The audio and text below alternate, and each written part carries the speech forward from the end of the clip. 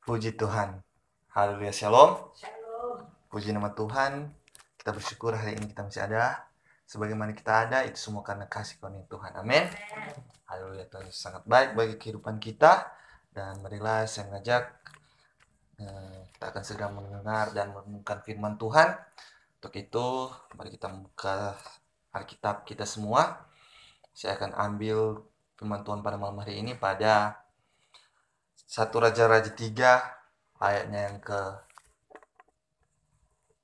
5 sampai 15.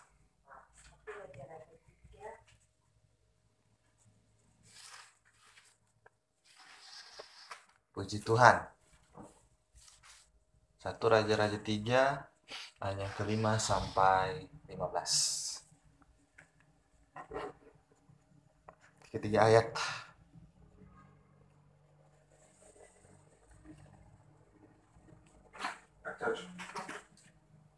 Baiklah, dimulai dari Mama. 1 Raja-Raja 3 berapa ayat? Sampai 15. Ayat 5 sampai 15. Berarti berapa ayat selama 5? 1 Raja-Raja 3 ayat 5. Demikian firman Tuhan. Di Gibeon itu Tuhan menampakkan diri kepada Salomo dalam mimpi pada waktu malam. Berfirmanlah Allah, mintalah apa yang hendak kuberikan kepadamu. Lalu Salomo berkata, engkaulah yang telah menunjukkan kasih setiamu yang besar kepada hamba-mu Daud ayahku, sebab ia hidup di hadapanmu dengan setia, benar, dan jujur terhadap engkau. Dan engkau telah menjamin kepadanya kasih setia yang besar itu dengan memberikan kepadanya seorang anak yang duduk di tahtanya seperti pada hari ini. Maka sekarang ya Tuhan, Allahku, engkaulah yang mengangkat hamba-mu ini menjadi raja menggantikan Daud ayahku. Sekalipun aku masih sangat muda dan belum berpengalaman. Demikianlah hamba-mu ini berada di tengah-tengah umat-mu yang kau pilih. Suatu umat yang besar, yang tidak terhitung dan tidak terkira banyaknya. Maka berikanlah kepada hamba-mu ini hati yang paham, menimbang perkara untuk menghakimi umatmu dengan dapat membedakan antara yang baik dan yang jahat. Sebab bagaimana, siapakah yang sanggup menghakimi umatmu yang sangat besar ini? Lalu adalah baik di mata Tuhan bahwa Salomo meminta hal yang demikian. Bapak ayat 11 sampai 15. Jadi, berfirmanlah Allah kepadanya, oleh karena engkau telah meminta yang demikian dan tidak meminta umur panjang atau kekayaan atau nyawa musuhmu, melainkan pengetahuan dan untuk apa ini? Pengertian. Untuk mengerti atau pengertian hukum. Pengertian untuk memutuskan hukum, maka sesungguhnya aku melakukan sesuatu dengan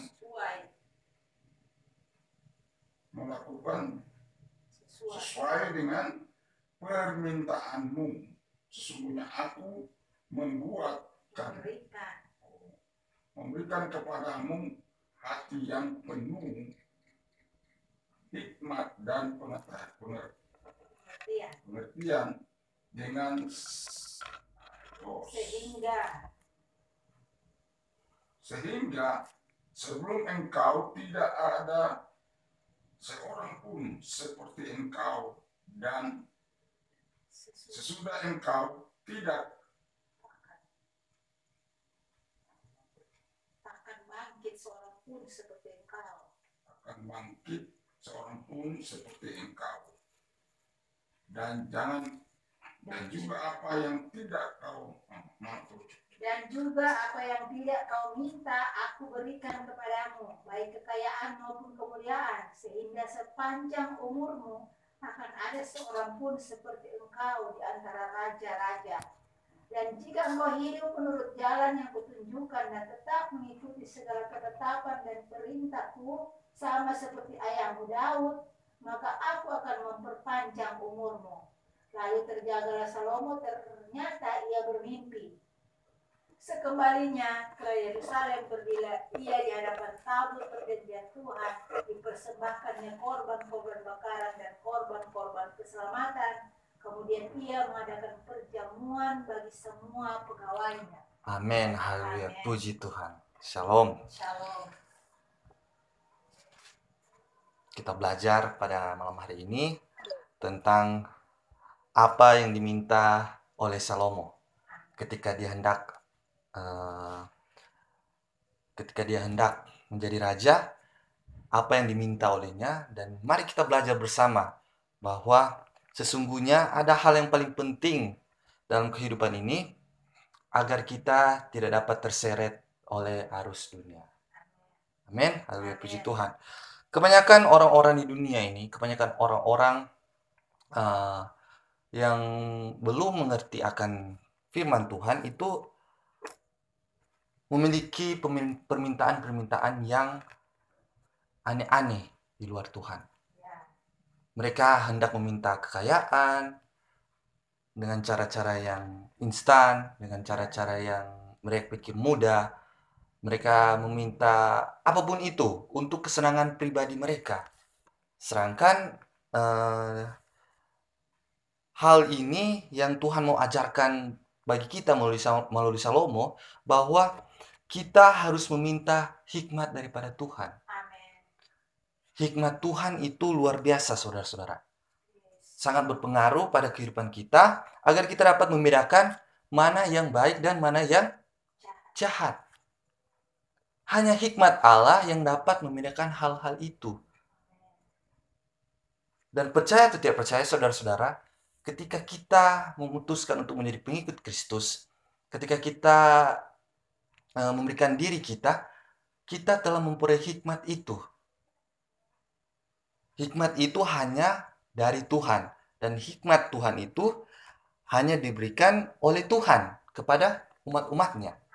Amin. Dan ketika kita membiarkan roh Tuhan masuk dalam kehidupan kita, sebenarnya hikmat Tuhan itu sudah ada dalam kehidupan kita. Amin.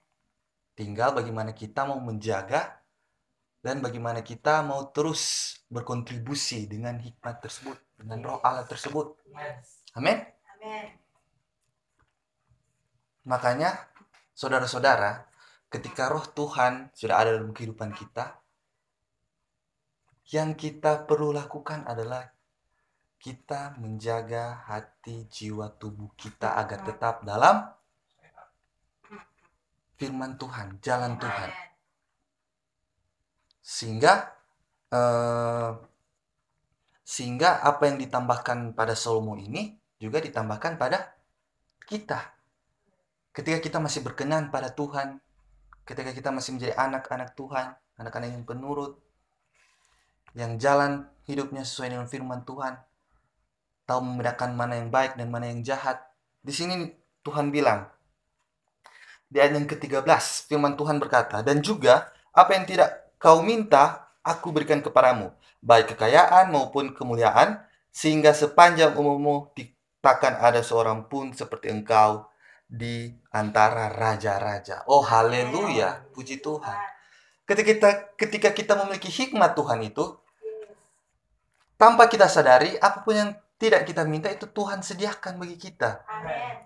Kekayaan, kemuliaan, kehormatan, itu Tuhan sediakan bagi anak-anaknya yang mau hidup seturut dengan jalan Tuhan. Amin. Makanya itu pentingnya kita menjaga hati dan pikiran kita agar tetap sejalan dengan firman Tuhan. Amin.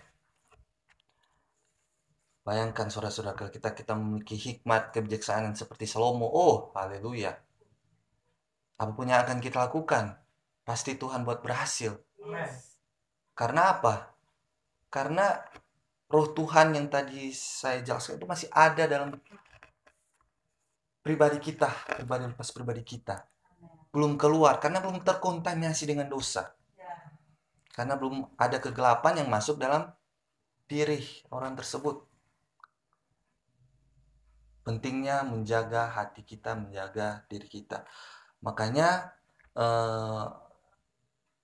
dalam kehidupan ini kita harus mengasihi Tuhan dengan sungguh-sungguh.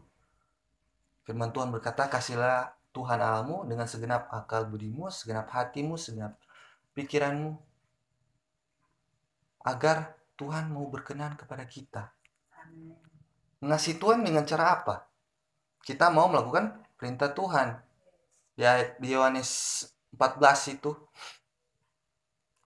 orang yang mengasihi Tuhan, orang yang melakukan segala perkataan Tuhan, orang yang melakukan firman Tuhan. Firman Tuhan ada dalam kehidupannya. Dia menjaga firman Tuhan itu tetap ada dalam kehidupannya dan melakukan.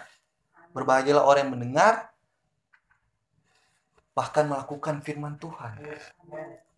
Makanya Tuhan berkata, firman Tuhan berkata, apapun yang kau minta, saja yang kau minta akan diberikan. Maka mintalah, akan pasti diberikan. Apa yang kita mau minta dalam kehidupan ini? Kehormatan, kekayaan. Kalau kita hidup sesuai dengan keinginan Tuhan, kita mau menuruti firman Tuhan, semua itu bisa Tuhan kasih. Asalkan kita mau sungguh-sungguh melekat padanya, hati kita melekat pada Tuhan. Amin. Firman Tuhan berkata, carilah Tuhan, maka kamu akan hidup. Carilah, maka kamu akan mendapat. Apa yang kita cari dalam kehidupan ini? Kita mencari Tuhan, sehingga keselamatan ada dalam diri kita. Amos 5 ayat 8 berkata, carilah Tuhan, maka kamu akan hidup. Hidup ini berarti kita memiliki hidup yang berkenan kepada Tuhan. Sehingga damai sejahtera, sukacita, kesehatan, kekayaan, semua itu ditambahkan kepada kita. Amin. Bahkan kehormatan. Kehormatan tidak usah dicari, saudara-saudara. Sebenarnya kehormatan itu tidak usah dicari. Tuhan sudah menggunakan perumpamaan yang sangat simpel untuk mendapatkan sebuah kehormatan.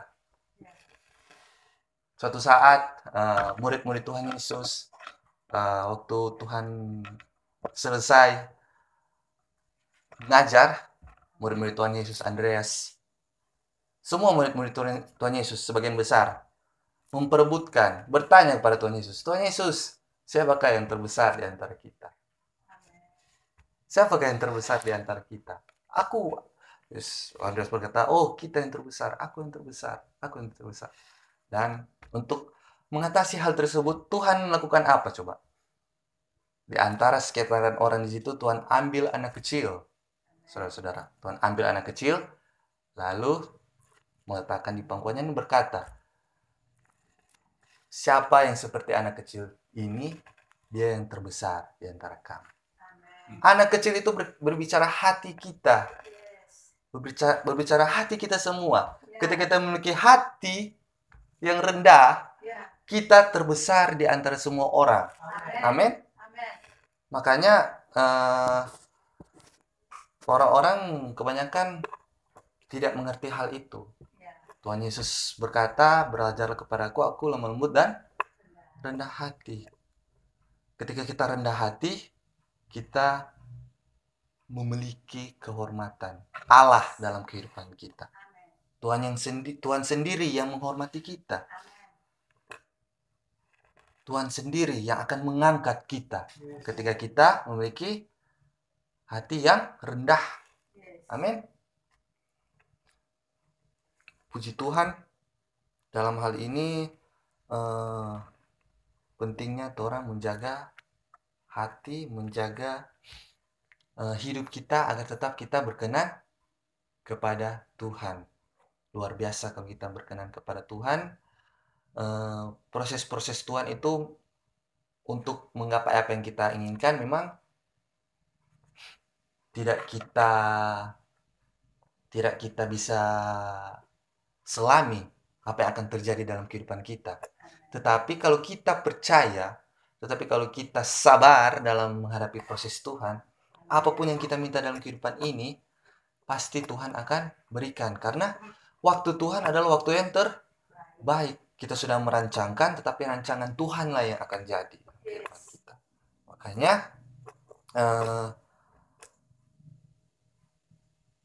jagalah hati kita agar tetap suci, agar tetap berkenan kepada Tuhan, sehingga kita menjadi Daud akhir zaman. Amin. Dapat memimpin suatu bangsa, menjadi raja-raja penerusnya Tuhan. Amin. Demikianlah firman Tuhan pada malam hari ini. Biarlah apa yang menjadi rema dapat tertanam dalam kehidupan kita, dan kita dapat lakukan dalam hidup kita hari lepas hari. Amin. Amin. Amin.